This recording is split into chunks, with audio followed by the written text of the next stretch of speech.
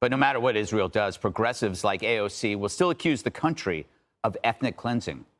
Our responsibility is to the stability and the security of the region. That means being able to support, yes, Israel in its defensive capacities, right? In its ability in that context.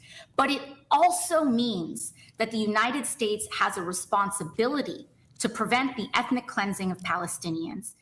And while the likes of AOC try to claim Israel can't respond to the most gruesome terror attack in its history, the country's president is slapping down a reporter who tried to push the same narrative.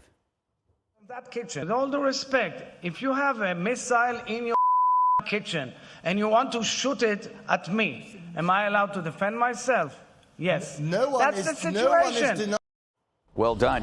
Permission to rant? Yes. Okay, so AOC brings up ethnic cleansing. Why does she do that? She's introducing a rhetorical method to prevent Israel from seeking justice from their tormentors, and it's enabling the free punch. I would like to know from AOC what the proportionate response should be. Maybe she could draw up a handy chart.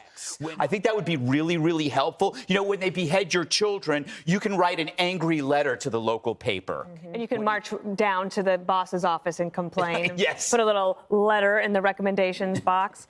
A couple things. Well, she talks about ethnic cleansing. Well, what do you think Hamas is doing? Hamas literally wants the extinction of the Jewish state. That's their charter. That is actually the definition of ethnic cleansing. Also, for the reporter that was asking President Herzog those questions, try doing that in Iran. Yeah. Or to Hamas. Support, yes, in that context.